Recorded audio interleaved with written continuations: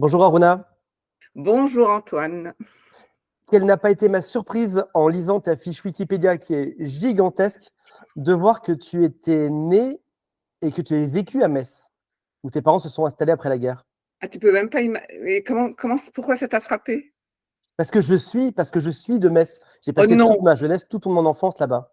Oh non, alors là, c'est incroyable. Surtout que je peux Donc je pas te pense qu'on a, raconter. on a, on a dû se croiser forcément quelque part Ah dans non, mais l'équation. c'est incroyable, d'autant que la synchronicité fait qu'un de mes assistants avait un tournage il y a quelques jours à Metz et qui m'a envoyé plein de photos de là où j'habitais et que c'est évidemment méconnaissable. Tu étais où? Dans quel quartier? Moi, quand je suis arrivée, j'étais dans le quartier de tous les immigrés, hein, donc rue Pontifroy. Donc c'était vraiment le Je vois le très plus bien. délabré, le plus délabré, le plus vieux possible, avec les Polonais, les Italiens, les Arabes, les Juifs. Et c'était vraiment le plus vieux quartier. Et maintenant, c'est devenu que des logements sociaux magnifiques. Une esplanade de L'endroit est logements devenu très sociaux. très beau. L'esplanade est devenue très très belle. C'est incroyable. Et après, j'ai habité rue Clovis, qui était près de la gare. Et bien, figure-toi que dans la cour où il y avait un garage, il y a aujourd'hui l'abbé Pierre avec un restaurant solidaire. Donc, ça m'a terriblement émue. Et ça m'a fait faire un gros travail, un très gros travail qui colle bien avec le temps, sur ce que j'ai appelé, et ça c'est tout nouveau, tu auras le scoop, hein, parce que c'était il y a quelques jours, le traumatisme du migrant. Et je me suis rendu compte que je n'avais jamais évacué sur le plan émotionnel le fait que j'étais une enfant de migrant, que mes parents parlaient pas français quand j'allais à l'école, et que bref, voilà, il y a un traumatisme de déplacer. Je ne suis pas une vraie Française. Alors, je suis chez mes parents et ma mère qui passe discrètement derrière, qui était de Metz également, et C'est donc toute ma famille est incroyable, là-bas. c'est Euh, incroyable. je vais lire 2 ou 3 choses sur toi. On va parler de ton livre qui s'appelle Aimer, ça s'apprend, les 7 chemins du développement relationnel. On va voir que s'aimer n'est pas quelque chose d'instinctif, c'est ce qu'on va découvrir au fil de cette interview aujourd'hui. Un immense merci de m'avoir accordé, quel privilège d'avoir un peu de ton temps aujourd'hui. Je lis 2, 3 mots de ta fiche Wikipédia qui est impressionnante.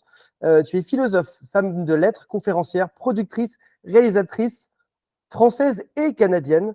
Et donc, on explique dans cette fiche-là que tu es née dans une famille juive et en grande partie décimée pendant la Shoah. Tu es née à Metz, où tes parents se sont installés dans l'après-guerre et que tu as passé ton baccalauréat à Lille en 1966. Tout ça est vrai. Et dans ta fiche, on retrouve vraiment de tout, yoga, études de psychologie, littérature, beaucoup d'ouvrages aussi qui apprennent finalement à être plus heureux avec soi et être plus heureux avec les autres aussi. Mais tu vois, c'est pas un hasard qu'on se parle de Metz et de ce syndrome de migrant, parce que je pense que finalement, je fais enfin le lien, que c'est ça qui a fait que je me suis toujours demandé comment on vit avec de l'étranger et de la différence. Parce que finalement, l'autre, ce sera toujours un étranger à jamais. Et ça, c'est quelque chose qu'on a beaucoup de mal à encaisser. Et donc, je me demande même, tu vois, depuis quelques jours, donc tu as vraiment le scoop de mon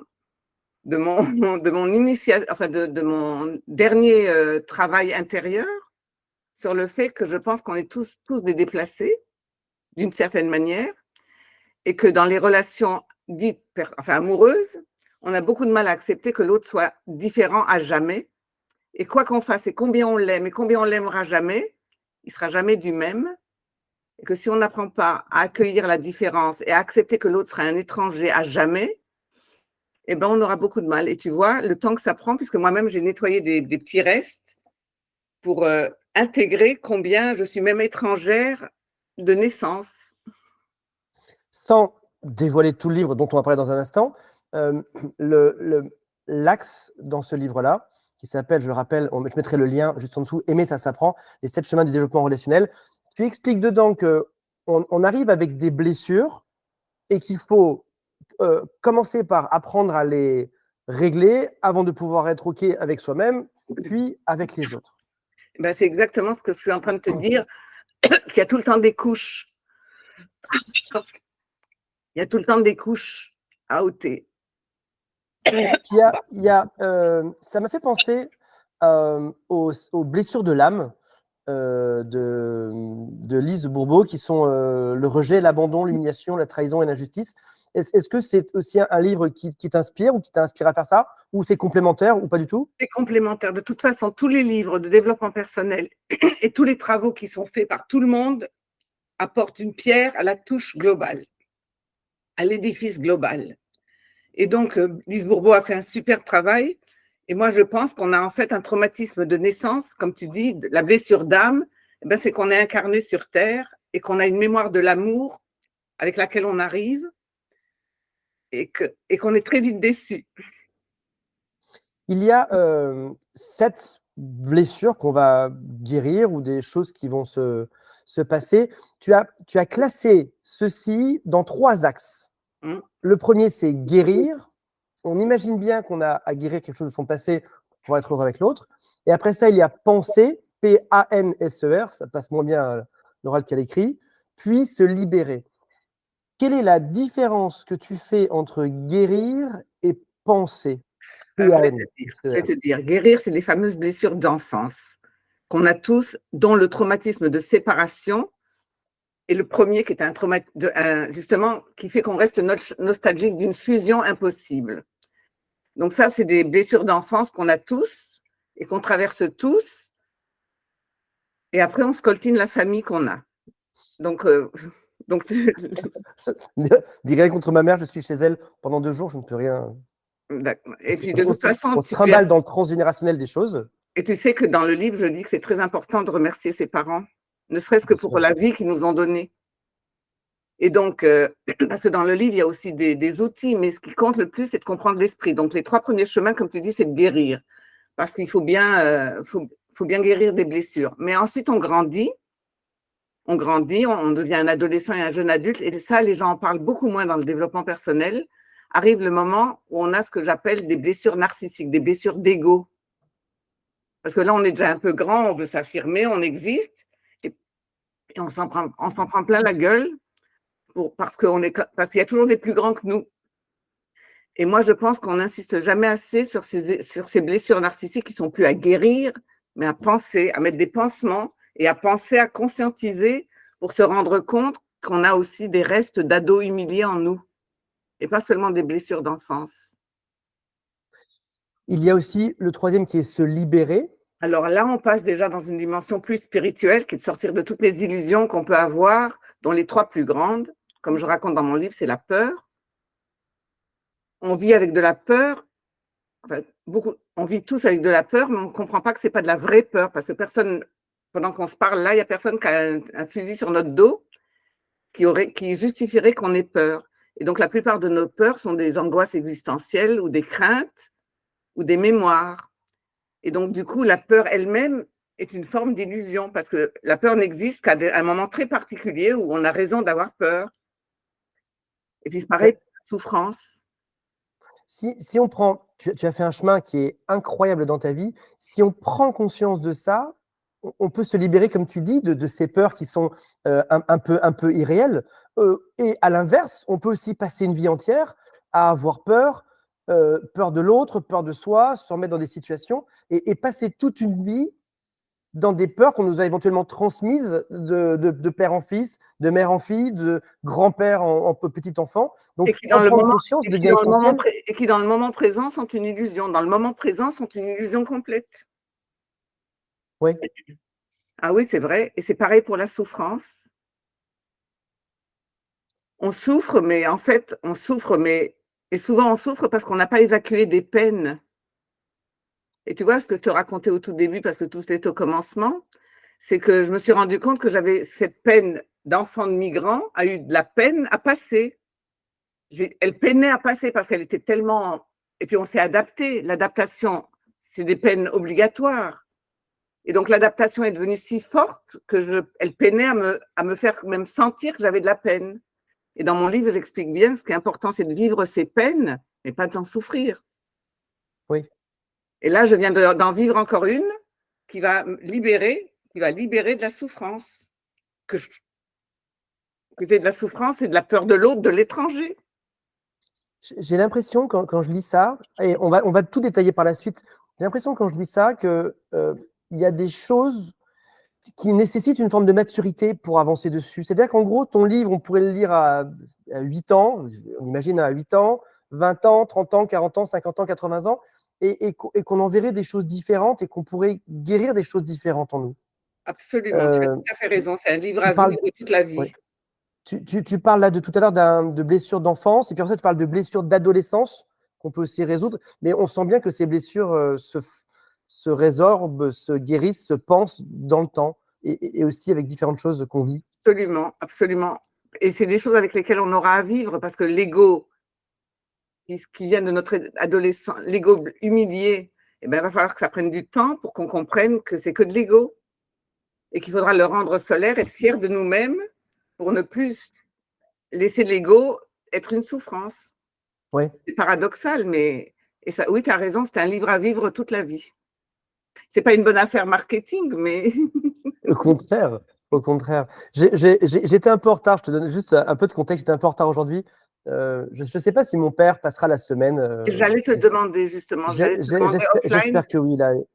Ouais, dis-moi un peu de quoi il s'agit. il a eu une opération à cœur ouvert, donc j'en sors là.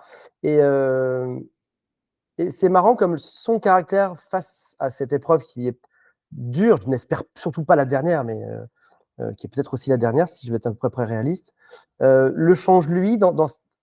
Les peurs sont ailleurs et le bonheur est très différent. Et même pour moi qui passe indirectement cette épreuve, ça fait résonner aussi pas mal de choses sur tout un tas de périodes de sa vie. Ça te mène à être plus inquiet sur certains points, beaucoup plus zen sur d'autres. Et on sent bien que l'âge nous permet de guérir un paquet de choses et de comprendre un paquet de choses aussi. Est-ce que tu te rends compte qu'on fait un rendez-vous qui tombe juste pendant que toi tu guéris de choses et moi je guéris de trucs? C'est comme ça Oui, prouve bien qu'il faut du temps, hein, et pourtant on a de la bouteille, hein, oui. et on a entendu tout le monde dire ce qu'il fallait faire. Ta ton premier chemin, tu parles de guérir de sa naissance. Comment est-ce qu'on peut guérir de la naissance Et qui... ben d'accepter la séparation, de guérir de la nostalgie fusionnelle, de guérir de l'idée qu'on pourra re-rentrer dans le ventre de quelqu'un, qu'on pourra le connaître, naître avec. Non, jamais, jamais. Et ça, c'est comme ça qu'on le guérit, mais ça prend du temps. Ça prend du temps parce qu'il faut d'abord reconnaître on aurait bien envie de pouvoir retourner, de faire un avec quelqu'un, de n'être que un, d'être en lui dedans, de le comprendre, de le prendre à l'intérieur de nous. C'est ça comprendre, hein. Oui, Eh ben, accepter qu'on ne comprendra jamais quelqu'un, ça fait partie de la guérison. c'est le principe même de beaucoup de relations toxiques, Exactement. de dépendance affective, Exact, de dépendance tout court. de dépendance tout court, aussi de rencontres.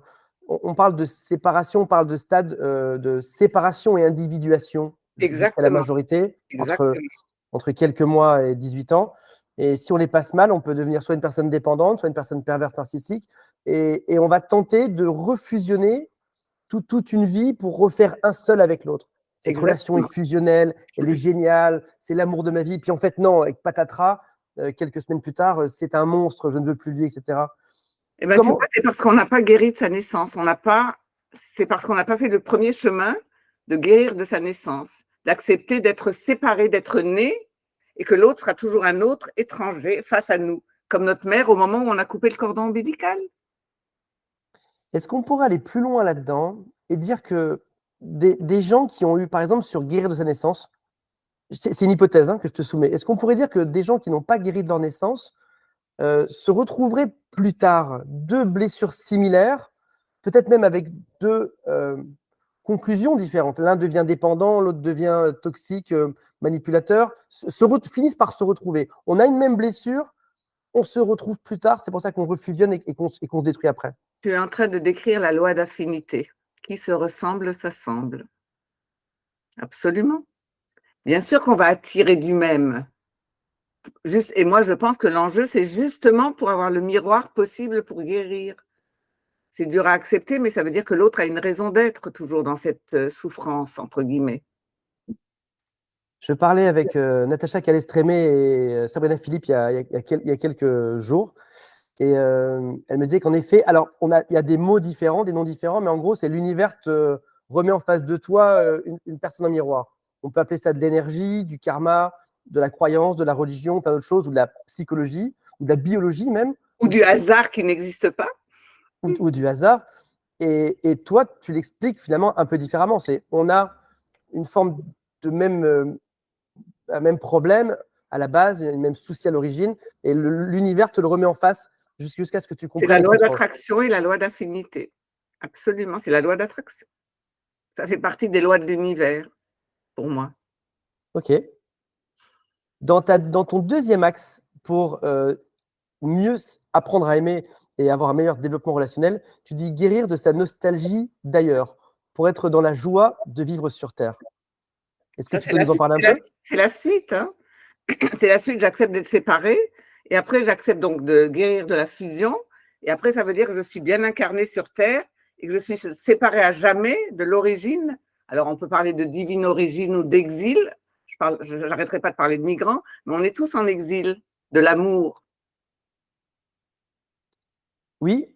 Comment est-ce que ça va se traduire une personne qui aura une nostalgie d'ailleurs?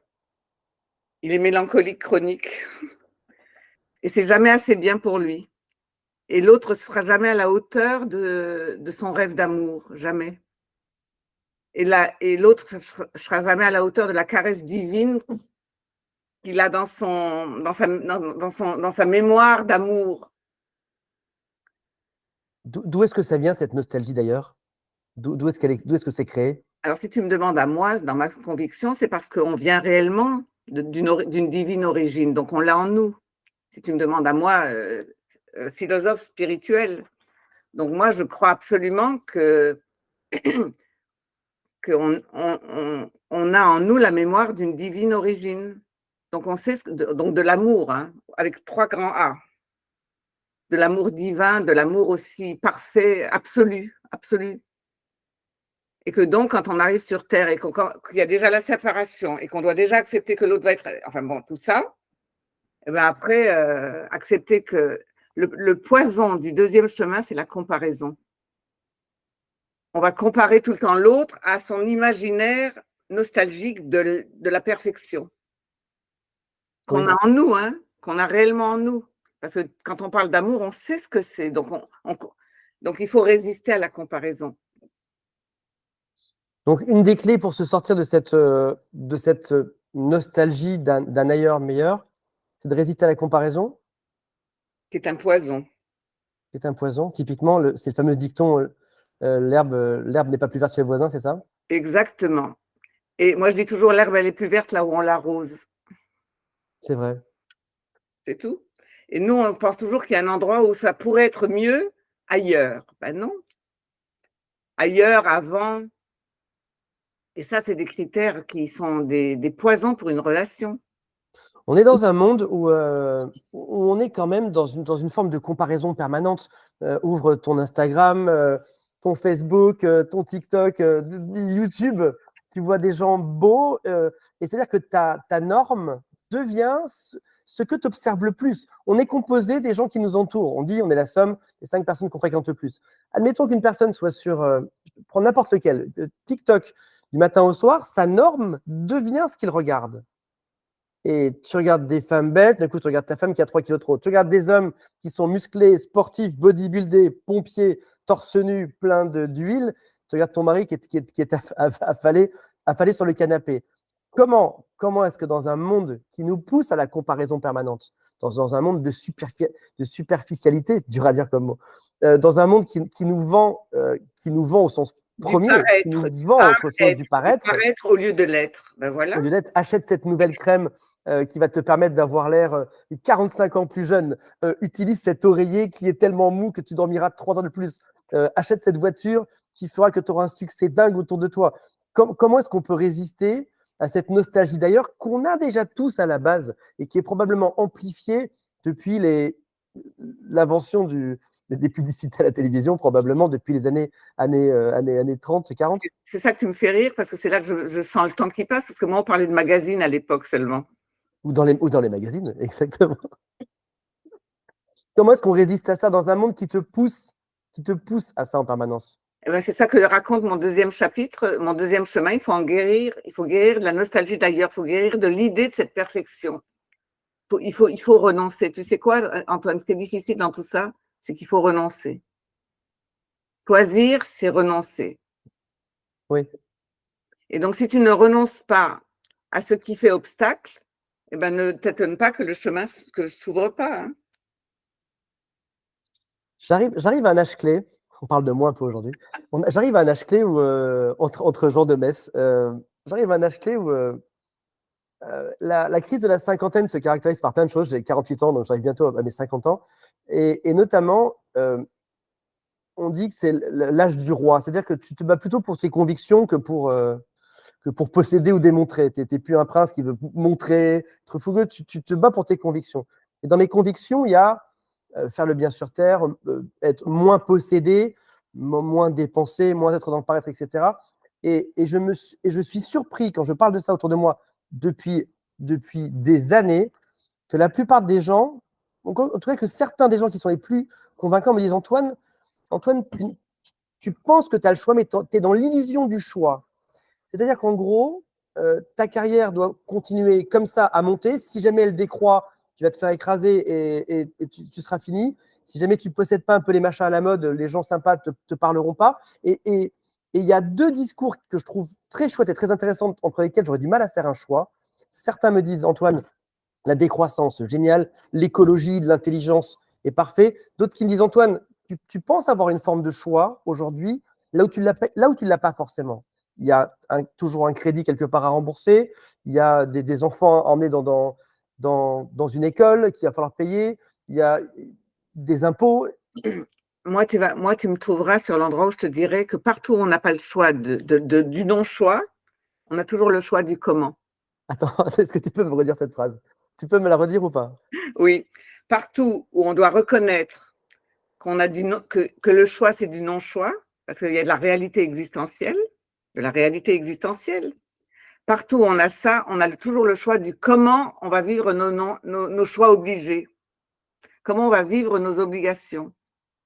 Sur le comment, on a du choix à 150 000%. Même Ce si qui signifie que existentiellement, entre deux barrières où on n'aurait pas le choix, on a le choix de naviguer comme on veut entre ces deux barrières. absolument. Je veux dire, si existentiellement, il y a un truc que tu es obligé de faire, comment tu vas vivre cette obligation, ça dépend de toi. L'obligation, tu ne vas pas pouvoir la refuser, tu n'auras pas le choix, mais par contre, tu auras le choix de comment tu vas la vivre. Tu peux la vivre déprimée, tu peux la vivre avec le sourire. Tu peux la Totalement. vivre, bah oui, tu peux la vivre en étant une victime et en te victimisant parce que tu es obligé, Mm. ou tu peux la vivre en homme libre, obligé. Il y a un livre magnifique, je ne sais pas si tu l'as lu, de Harry Brown, en anglais, c'est How I Found Freedom in an Unfree World. Comment Mais est-ce que j'ai trouvé la liberté dans un monde qui ne l'est pas? eh ben moi, je ne le Et connais pas, mais c'est exactement ce que je suis en train de te dire. C'est comme des ouais, gens qui sont en prison et qui sont plus libres que des gens qui sont hors de la prison. totalement ça. Comment est-ce qu'on peut appliquer ça au couple? On peut se sentir en couple facilement dans une forme de prison. Je suis coincé avec cet homme qui est sur son canapé et Et qui que je ne peux a pas pris du vin. changer, et que je ne peux Je pas ne peux pas changer. changer. Ah bah c'est exactement, bah là tu es en plein développement relationnel. C'est comment on va effectivement comment je dirais, est-ce qu'on va le vivre comme une victime de cet homme affalé sur est-ce que je vais me vivre comme une victime de cet homme affalé sur le canapé, ou est-ce que moi je vais continuer à me sentir libre d'être qui je suis avec mes valeurs, avec ma façon d'être, qui n'a rien à voir avec cet homme.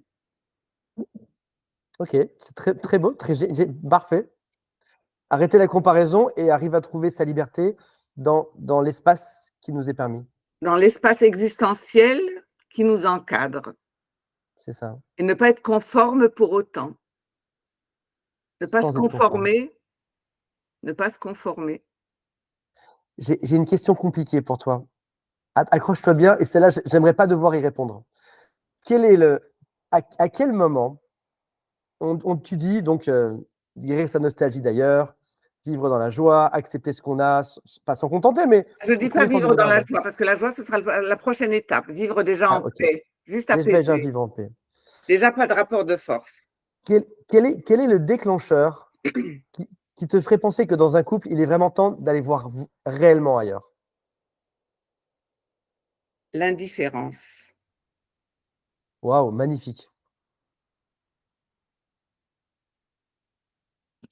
quand il n'y a plus de différence à laquelle j'accepte de me confronter. L'indifférence, ça dit bien ce que ça veut dire. Magnifique réponse. En un mot, magnifique. Dans le 4e axe, tu parles de penser notre enfant blessé pour apaiser nos blessures narcissiques. Donc là, on n'est plus dans guérir la naissance, on La est décence, on est dans l'ego. dans l'ego. Quels sont les événements de vie qui peuvent faire qu'un enfant est blessé? L'humiliation. Sous toutes ses formes et coutures, les plus subtiles qui soient, l'humiliation. Quand on lui dit, t'es un con, quoi, en gros. T'es un petit. T'es un petit. Et ça, c'est des blessures de l'ego qui sont très, très fortes sur l'adolescent et le jeune adulte, et ça traîne toute la vie. Et c'est comme ça que des gens qui ont pu faire tout un travail, même spirituel énorme, peuvent avoir des égos démesurés du besoin de reconnaissance, du besoin d'être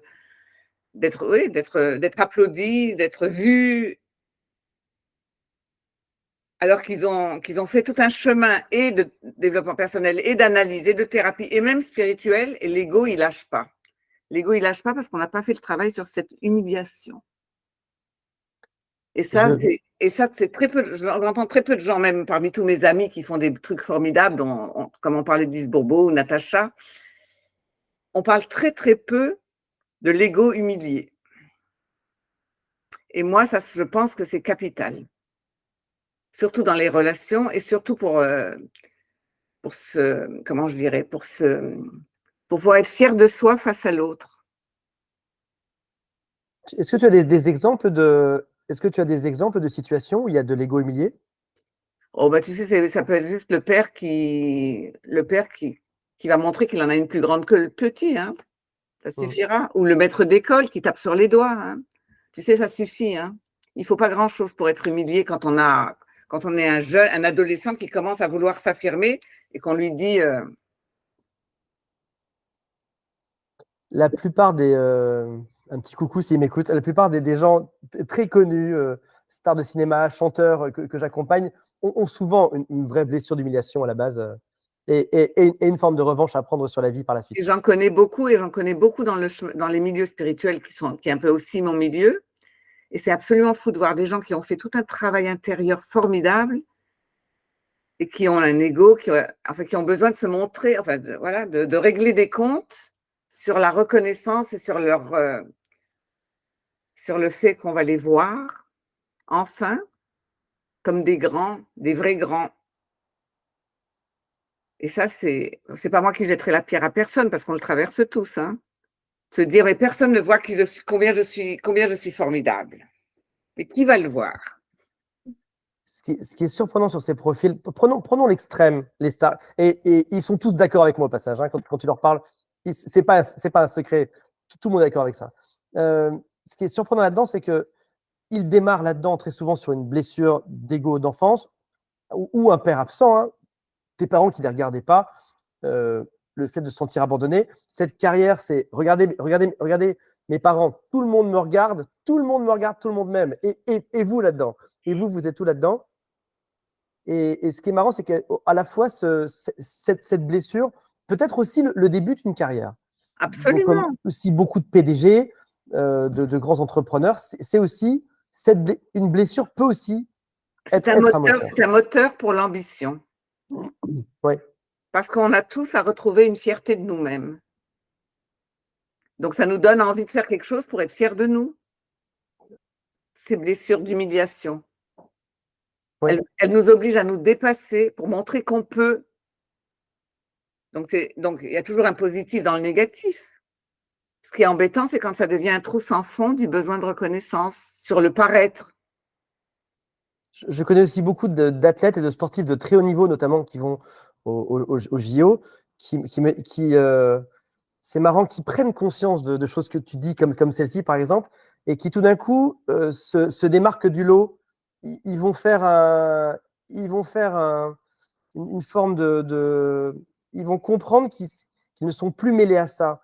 Et cette blessure, on dit souvent que les choses positives, c'est d'être moteur dans sa vie pour réussir des choses, etc. En réalité, une peur ou une blessure peut être un moteur même encore plus puissant. Je ne dis pas que c'est un bon moteur, mais c'est un moteur qui est encore plus puissant. Et ces athlètes, ces sportifs, quand ils se rendent compte de ça, pas tout le temps, mais très souvent, changent de carrière. Ah C'est des ouais? carrières qui sont tellement exigeantes qu'au moment où ça arrive, ils disent c'est bon, allez, j'ai compris. Ils ne peuvent même plus rester dans ce milieu-là. Ouais, enfin, moi, j'ai aussi des acteurs avec qui je parle beaucoup et j'ai de la chance d'avoir des amis même dans ce milieu. Et on a fait un grand travail entre nous sur la notion de représentation, ne pas se prendre pour sa représentation et être fier de sa représentation.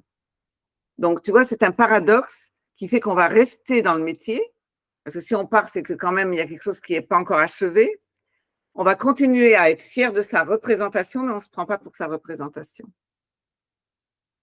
Donc, c'est arrive à transformer cette blessure qui a mené à ça en une fierté de représenter. Exactement. En une fierté d'une réussite qui a permis que notre moi existentiel trouve sa place, mais on ne confond pas ce moi existentiel avec tout ce paraître, on ne le confond pas avec notre moi essentiel. Ouais, magnifique. Magnifique. Je me reconnais dans beaucoup de choses jusqu'à présent. Ma mère est derrière, si ma mère m'écoute. 5e point, se libérer de la peur, et qui est marqué entre parenthèses, et en finir avec la peur de l'autre. Ce Ah qui ouais. paraît antinomique, comment est-ce que dans un couple, on pourrait se dire, je suis une femme, je me mets avec un homme, mais j'ai peur de lui, alors que je l'ai choisi. Ou un homme se met avec cette femme, mais il a peur d'elle, alors que pourtant, cette peur est probablement aussi un des ciments de leur couple. Et puis, ça vient d'avant, c'est des mémoires, c'est des traces mémorielles. Donc, tu projettes du passé sur ton futur qui ne peut pas devenir ton vrai futur. Ce qui est un paradoxe, mais parce que tu lui projettes du passé. Et il n'y a rien de plus dur que la confiance. Tu vois, se confier. Je dis Est-ce que tu souvent, peux m'en parler un peu plus de comment est-ce qu'on a cette peur, d'où est-ce qu'elle vient, comment ça va se traduire? bah, les peurs, elles viennent des traumatismes qui sont inscrits dans nos mémoires cellulaires, hein, et du transgénérationnel. En fait, tout ce qu'on sait en développement personnel et que tu sais si bien que tu démontres tous les jours avec des gens formidables. Simplement, la grande question derrière, c'est d'accord, il y a ces peurs mémorielles, et à quel moment va intervenir la volonté de s'en libérer? À quel moment va venir la volonté, ce qui demande d'être passé par le chemin 4, d'être devenu conscient que c'est pas la réalité. C'est pas la réalité. Tu peux pas avoir peur de l'autre parce que c'est comme, je vais reprendre mon exemple. Et Dieu sait que je le connais bien. Cette peur de l'autre qui passe parce que moi j'ai connu la Shoah et que je l'ai dans le sang. Et que j'ai ça transgénérationnellement et biologiquement de mes parents dans le sang. Et ben alors, donc si je vais rester avec ça et de penser toute la journée que je suis entourée de nazis, comment tu veux que j'ai une confiance totale en quelqu'un? Comment tu veux que je ne regarde pas par-dessus mon épaule tout le temps? Donc ça signifie il y a quelque chose d'inscrit en nous, de l'ordre du transgénérationnel, de l'ordre du cellulaire ou de l'ordre de l'énergie, Et qu'il faut comme faire on la voit de plus en différence plus, entre le moment présent, la et ce qui est réalité inscrit. présent et la projection du passé sur le présent. Donc en prendre conscience est déjà une bonne première étape avant Ça, de c'est pouvoir prendre action dessus. ça, c'est tout le chemin 4. Devenir conscient, c'est tout le chemin 4. Et c'est pour ça que je crains que beaucoup de gens restent très longtemps sur le chemin 4, qui est comme par hasard au milieu du livre. Et je dis, ne vous arrêtez pas à mi-chemin. Il ne suffit pas juste de devenir conscient, il ne suffit pas d'avoir tout compris, donc tout le développement personnel, l'analyse, les thérapies. Il y a un moment, il faut vraiment la volonté de passer du chemin 4 au 5, qui est, je décide de me libérer de l'illusion. Sur le moment présent, la personne qui est en face de moi n'est pas un nazi. Oui.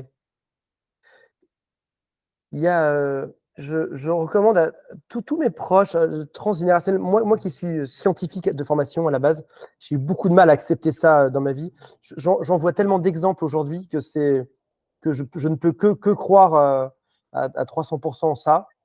Et il y Quand a tu quelque dis à chose qui croire est à ça, tu parles de quoi? De du croire à... transgénérationnel et à quel point ça peut être inscrit dans nos propres cellules.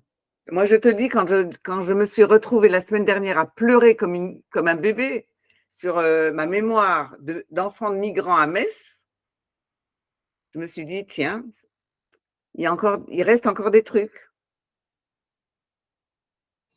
Oui, j'ai des exemples, mais par centaines. Et quand on oriente les gens à aller rechercher les blessures chez leurs parents, grands-parents et arrière-grands-parents, on se rend compte à quel point à quel point tout a été transmis depuis des dizaines d'années, des centaines d'années probablement. En fait, tu as vu dans le livre que moi, je crois beaucoup au travail mimétique sur le neurone miroir, et c'est neurologique,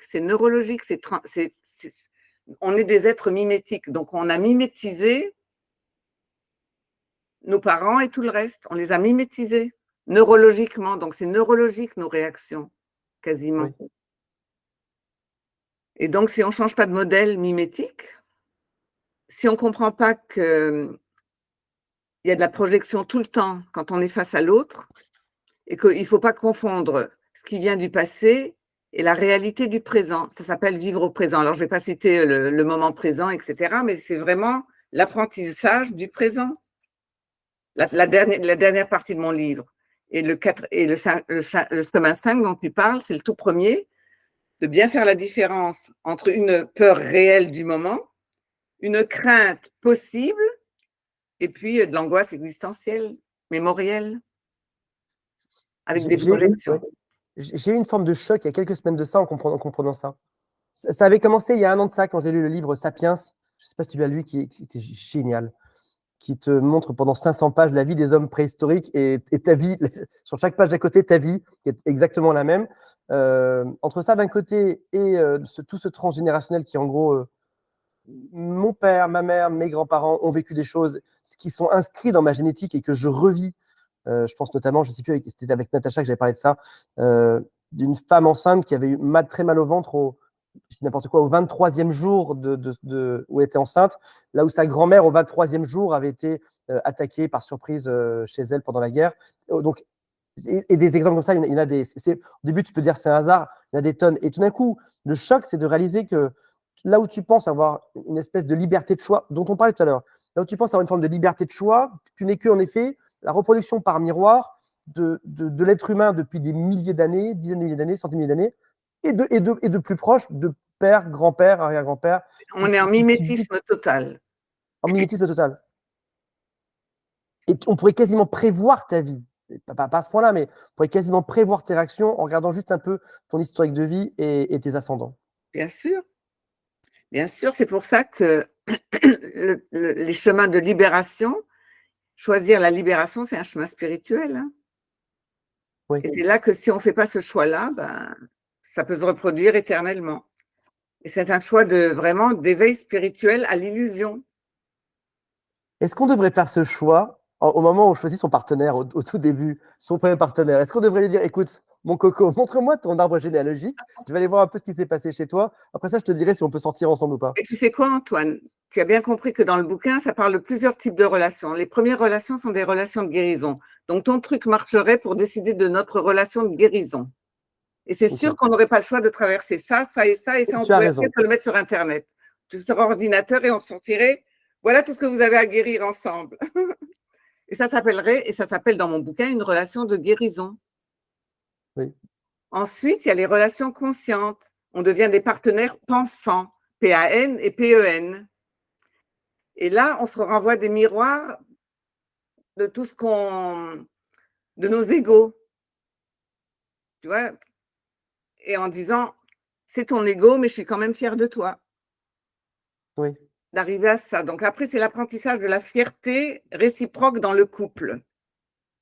Mais c'est seulement à partir du chapitre 5, du chemin 5, c'est seulement quand on commence cette voie spirituelle qu'on peut espérer ce que j'appelle l'amour libre, des relations libres. Et alors là, bon, ce sera un grand sujet, on en aura certainement une autre fois, ce sera sur un prochain livre éventuellement, où j'arrive à dire que l'amour libre, c'est même plus une relation. C'est même plus, parce que dans relation, il y a quand même lien et attachement. L'amour libre, c'est juste la juxtaposition vibratoire de nos deux vies. Oui. Oh, mais attends, ça, je n'ai même pas commencé à en parler. Enfin, j'ai expliqué qu'il faut passer les 3 derniers chemins pour y arriver, parce que tant qu'il y aura la peur de l'autre, tant que l'autre, il sera un objet qui peut nous faire souffrir et qu'on est accroché à la souffrance, et tant qu'on sera en rapport de force, qu'on n'arrivera pas à apaiser la relation au niveau des guéguerres intérieures, alors tu imagines bien qu'on n'est pas prêt pour partir vers des relations d'amour libre, hein, enfin, vers des non-relations d'amour libre. Oui, bien évidemment, ouais, évidemment. Qu'est-ce que tu penses de ces femmes, majoritairement les femmes qui disent « je ne me verrai pas en couple avec un homme qui n'a pas fait son travail, qui n'a pas travaillé sur lui. Ce qui est finalement ce que tu dis aujourd'hui de manière très claire. On a tous nos blessures qui sont normales, on ne peut pas y échapper. On a certaines peut-être plus que d'autres. Il faut travailler dessus, se libérer, et après ça, être capable d'aimer. Est-ce que tu penses qu'elles ont raison aujourd'hui de se dire je ne veux pas d'un homme qui n'ait pas fait son travail sur lui? Si elles sont prêtes à rester seules toute la vie, elles ont raison. Qu'est-ce que ça veut dire? Ça veut dire que si tu acceptes vraiment d'attendre la personne qui a fait le chemin de guérison, le chemin de conscience et le chemin de libération, il faut que tu acceptes la solitude ou l'éventualité qu'il n'y aura personne jusqu'à la fin. Et sinon, tu acceptes d'avoir un bout de relation de guérison, un bout de relation de conscience, et puis ensemble, on marche vers l'autonomie, la libération qui permettra qu'il y ait de plus en plus de liberté dans la non-relation, que ça devienne de plus en plus une non-relation. De deux personnes autonomes qui n'ont que du plaisir à juxtaposer leur vie. Qu'est-ce qu'on peut penser d'un… Prenons une caricature qui est assez proche de la vérité. L'homme, on reprend Roger sur son canapé, 10 kilos de trop et la bière à la main devant la télévision, qui voit sa femme, Brenda, en train d'acheter ce livre, d'avoir tout à coup tout un tas de belles théories sur d'où est-ce qu'on vient, comment être plus heureux, comment guérir de nos relations. Et lui ne veut rien entendre par rapport à ça. Est-ce qu'on a quand même une chance d'être heureux dans ce type de configuration? Si on est capable d'autonomie, oui. Mais il faut à ce moment-là continuer à conquérir sa propre liberté et être autonome. Mais ça fera une relation décalée, ça c'est sûr. Mais si on est capable d'autonomie, il peut boire et rester affalé dans son canapé. Toi, tu vis ta vie. Oui. Mais on n'a pas l'obligation d'être au même niveau sur ce chemin. Non. Dans ton livre ou dans n'importe quel type, j'imagine, de développement personnel, chacun fait son chemin et puis on avance. Il y a parfois ces couples qui ont cette espèce de gentille bienveillance à dire on a réussi à progresser en même temps. Là où d'autres peuvent dire j'ai fait un sacré chemin, lui ou elle n'a pas fait ce chemin-là. Mais dans le chemin 4, c'est ça. On fait le chemin ensemble et on progresse ensemble dans une relation consciente. Ça, c'est déjà vraiment pas mal. C'est déjà énorme. Et la plupart des gens ont besoin de rester dans des relations de guérison très longtemps. Maintenant, si on veut vraiment la liberté, faut accepter d'être seul longtemps. Est-ce qu'on pourrait imaginer qu'il y a peut-être des relations de guérison, des relations de pansement, des relations de libération, Tout à fait. Peut-être pas forcément avec les mêmes personnes? Bien sûr, bien sûr, bien sûr. Ah, c'est compliqué. Hein, c'est pour ça que aimer, ça s'apprend. Dans le 7e et dernier point, tu dis se libérer de la guerre, et je vois tout à fait de quoi tu parles, pour en finir dans le rapport de force avec l'autre. Ce qui est intéressant de ce terme de la guerre, c'est que ça fait référence à ton histoire personnelle et aussi aux guerres de couple, celles qu'on vit un peu tous les jours. Qu'est-ce que tu entends par là, se libérer de la guerre? Écoute, depuis le temps que je vois des couples et que je travaille là-dessus, je suis toujours étonnée de voir combien il y a des guéguerres dans des relations avec des gens qu'on aime. Alors, qu'est-ce que ça doit être avec les gens qu'on n'aime pas, tu vois? Parce que c'est ce rapport de force, tu sais, j'appelle ça dans le livre le syndrome de Caïn et Abel. Donc, on retrouve l'humiliation, hein. On retrouve l'humiliation par rapport au père. Il n'a pas choisi mon cadeau, hein, Caïn et Abel. Il n'a pas choisi mon offrande. Alors, je tue mon frère.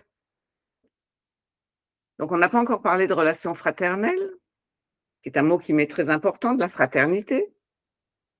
On n'en a pas encore parlé, mais tu comprends bien que si on n'arrive pas à même éveiller une conscience fraternelle pour l'autre, il n'y aura que de la guéguerre, c'est du Caïn et Abel toute la journée. Et après, ça fait les guerres qu'on voit dans le monde, mais qui sont toutes des guerres qui reviennent à la même chose, à la même humiliation de départ. Il y a ces couples où la violence, disons la guerre fait tenir le couple. J'avais près de chez moi un clochard qui était en bas de chez moi pendant longtemps. Et le tartre faisait tenir ses dents. C'était l'image qui me venait. C'était probablement faux, mais je me disais, le pauvre, si un jour il se brosse les dents, les dents, il n'y a plus de tartre, il n'y aura plus de dents. Mais c'est clair, que la haine, de la même manière, mais c'est clair. La haine fait tenir les couples aussi. Absolument, mais absolument. Et la haine. T'enlèves la haine, il n'y a plus de couple. Ah, mais c'est vrai, c'est triste à dire et c'est vrai malheureusement dans le monde aussi. C'est la haine qui fait tenir des liens. C'est malheureusement terriblement vrai. La Et haine ça, est tant qu'on inscrite. n'a pas fait le travail sur nous-mêmes pour éveiller la conscience fraternelle, pour comprendre l'interdépendance qu'on a avec tous les autres, eh ben, la guerre, elle durera éternellement. Et donc, si on ne commence pas dans nos couples sur les petits rapports de force et sur les guéguerres permanentes, bon, ce dont tu parles, on oublie, parce que si c'est la haine qui tient le couple, bon, d'accord. Mais moi, je te parle des bons couples. Des bons couples, où il n'y a pas de violence, il n'y a pas de haine, mais il y a du rapport de force en permanence. Discret, subtil. Oui, bien sûr. Mais j'ai des clients parfois qui me disent des phrases qui sont rigolotes. Par exemple, il y en a qui m'a dit un jour ma femme ne m'engueule plus, je pense qu'elle a un amant. Et, et un mois après, elle recommence à l'engueuler, il était soulagé. Il fait ouf, ouf, elle m'aime toujours, ça va, pas de souci. Et moi, c'est comme ça que je dis quelquefois à mes élèves, si je ne vous engueule plus, vous allez râler. Mais tu vois, c'est là qu'on arrive à l'histoire de l'indifférence. Vaut mieux effectivement une bonne engueulade que de l'indifférence. En attendant la paix. Oui, ton message dans ton livre n'est pas non plus un message de perfectionnisme qui irait dans rien, comme manger de la nourriture qui serait complètement aseptisée. On cherche une relation qui ait du sens, dans laquelle on s'autorise parfois, j'imagine, à quelques débordements, mais qui aussi soit saine sur certains points. Et Est-ce que pour moi, tu... c'est surtout une relation qui a une volonté de paix, parce que ça, c'est la chose qui m'est le plus important. Si on n'a pas cette volonté de paix, le chemin, il va être très lent et très long et très longtemps. Parce que vraiment, quand le sous-titre du livre, c'est pour avoir des relations apaisées, je pense que c'est vraiment le début du début d'une bonne relation, d'une vraie relation amoureuse. Mais s'il n'y a pas la volonté de paix pour chacun, si le besoin d'avoir raison est plus important que la paix Totalement. conjugale, la paix du foyer.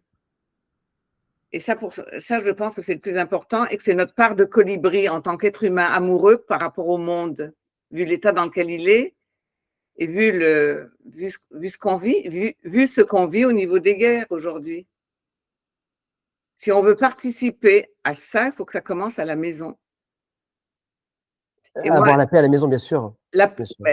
et ça veut dire une volonté de paix dans un couple. Imagine qu'un couple s'engueule et que l'autre lui dise « Attends, ta valeur, c'est la paix. Tu trouves ça normal ?» Non, mais je déplore, et c'est très français, très, très français. Je le vois. Je réfléchis à d'autres pays, peut-être un peu Italie, mais en France, on est dans une une mentalité de victimisation permanente, créer du drame. Je te donne encore une fois un cliché, ce sera le troisième de cette interview, mais un groupe de femmes se réunit et on va juste chercher laquelle a eu le pire problème cette semaine. Les 7 autour vont dire « Oh, ma pauvre », et celle qui a vécu quelque chose va dire « Vous vous rendez compte de ce qu'il m'a fait? Il m'a dit tel genre de choses, il s'est comporté comme ci et comme ça avec moi. » Et ce groupe va se créer ou va vivre par la victimisation de l'une d'entre elles, qui sera une autre la semaine d'après, etc. Et plus tu seras victime, plus tu vas te plaindre, plus ça va le faire. Je donne un exemple de femme, ça peut être un exemple de mec de la même manière. La phrase classique étant « Ah, de toute façon, toutes les bonnes femmes sont comme ça, elles sont toutes insupportables, etc. » Tu sais, en train de boire leur bière, etc. Mais il y a une mentalité française à ça. Je ne suis pas sûr qu'on recherche la paix. Regarde, on parle d'élections depuis quelque temps. La guerre, pas la guerre, mais la manifestation, elle est française. Les étrangers qui regardent la France ne comprennent même pas, ils nous prennent pour des fous, en fait. On est cité aux États-Unis, en Suisse, mais partout sur Terre. Regardez ce qu'ils font, les mecs, ils vont dans la rue, ils brûlent tout. Ils regardent, ils font. Mais c'est quoi leur mentalité? Et nous, on fait ouais, on est latin, c'est comme ça. Donc, il y a quand même une mentalité problématique en France. Et à Metz, il y a moins ça à Metz, je tiens à préciser. C'est la notion d'intoxication à la plainte. C'est la plainte. C'est le plaisir de la plainte. Oui, on va élire, je parle de ça parce qu'il y a les élections en ce moment, on va élire un président à un moment donné. Ils gagnent parce qu'ils ont le maximum de suffrages. Maximum de suffrages. Le lendemain, tu regardes leur cote, elle est divisée par deux. Les mecs, vous venez de voter pour ce mec. Le lendemain, la cote Ipsos, Sofres, etc., est divisée par 2. Mais au bout de 6 mois, le taux de satisfaction des Français, il est à 12%. Tu fais, les mecs, vous avez voté pour lui. Donc, tu le trouves en politique, tu le trouves dans le travail, tu le trouves dans les couples. Il y a une partie de notre héritage génétique français, énergie française, qui est problématique aujourd'hui. Enfin, je pense que tu parles d'un truc qui s'appelle l'insatisfaction Française. française. Pourquoi D'où pourquoi on est comme ça? Parce qu'on n'a pas fait le boulot. Les 7 chemins de développement relationnel, on n'a pas fait le travail. On n'a pas fait le travail. On n'a pas fait le Et travail. c'est ce qui va mener sur. D'un coup, tu rencontres une femme qui est trop gentille, et tout le monde dit ouais, elle est bien, mais elle est trop gentille. Ou cet homme-là, il est bien, mais il est trop gentil, il manque un peu de. Oh, il est gentil. Peut-être qu'il a aussi fait son travail sur lui. Peut-être qu'il faudrait justement l'applaudir, cet homme-là. Exactement. Je Mais pense tu que vois, ton là, livre devrait être diffusé même dans d'autres sphères que dans l'amour en réalité, et dans les écoles, et dans les écoles. moi, je crois à l'éducation. Tu vois, tu me poses la question, pourquoi? Parce que je pense qu'on n'investit pas dans l'éducation du prénatal, du devenir de parents voilà, on n'investit pas dans la vraie éducation, qui est de préparer les gens à être des parents. Ça s'invente pas. Si les parents n'ont pas fait le boulot, ben, ça va se transmettre de génération en génération. Donc, t'imagines si on avait une école des parents pour leur expliquer et puis pour faire le travail sur leur désir d'enfant. Imagine qu'on ait une éducation du prénatal, de la grossesse et de l'accueil des bébés. En 3 générations, on change le monde vers un monde de Totalement, ouais. paix. Il y a pas l'éducation. Qui donne la priorité à l'éducation? Vraiment, Ouais, tu as raison, on devrait le faire. c'est tout. Donc tu me demandes, mais comment ça se fait la France et ailleurs? En tous les cas, c'est sûr qu'en France, on n'a pas investi dans l'éducation. Non. J'ai une dernière question, et tu peux sortir ta carte de joker quand tu le souhaites, n'hésite surtout pas. Arona, comment se passe ta vie amoureuse? Est-ce que tu es, comme chaque personne qui écrit sur l'amour, dans une forme de destin tragique en amour? Ou est-ce que ça se passe bien? Déjà, destin tragique, ce ne serait pas un mot qui existerait dans mon vocabulaire, parce que je me sens très responsable de ma liberté. Et donc, ce qui compte pour moi, c'est d'être en accord avec moi, avec mes valeurs, avec mon éthique. Et donc, du coup, tant que moi, je suis en accord avec ça, je me sens bien. Et être amoureux, pour moi, c'est pas être juste amoureux de quelqu'un ou avoir des relations privées avec quelqu'un. Donc, moi, je suis une amoureuse 24 heures sur 24. Donc, je ne suis pas frustrée. Comme je raconte, je suis amoureuse même quand je vais chez ma boulangère parce qu'il faut que quand je sorte, elle se sente mieux quand je suis venue acheter mon pain. Parce qu'elle aura reçu, on aura été en échange amoureux. Et donc, de toute façon, c'est toute ma vie d'être une amoureuse. Et donc, c'est qu'il y ait quelqu'un. Alors, de toute façon, il y a de l'interdépendance. Donc, regarde, même notre rencontre là, elle va changer la suite. Elle va nourrir ma vie amoureuse. C'est tout. Moi, c'est pas juste un banal interview, c'est pas mon style. Et le hasard qui fait qu'on est de Metz dès le démarrage, donc pour moi, c'est très essentiel. Donc, ça va faire partie de ma vie amoureuse. Donc, comment tu veux que je sois frustrée quand il y a des rencontres comme ça? Tu as l'air très heureuse et très apaisée. Ouais. Tu as un calme et une gentillesse qui donne envie de dévorer ton livre. Mmh. Un immense merci pour ton temps aujourd'hui. Je suis tellement fier que tu m'aies accordé 1 heure de ton temps. Si vous avez aimé, si tous ceux qui regardent aujourd'hui cette interview ont aimé, veulent qu'on aborde d'autres sujets, mettez-nous des commentaires. C'est comme ça qu'on sait. On ne peut pas savoir sinon. Mettez des likes, des commentaires, des informations. Dites-nous ce que vous avez pensé et donnez-nous vos réflexions. Et Aruna, un immense merci à toi. Et puis moi, je suis avec toi en pensée pour ton papa. C'est tellement adorable. C'est un moment qui chamboule beaucoup de choses. Ouais. Donc ça, on peut en parler hors antenne. Avec plaisir. Salut Aruna, bye. Un grand merci, Antoine. Un grand merci parce que c'est une vraie rencontre. Merci beaucoup.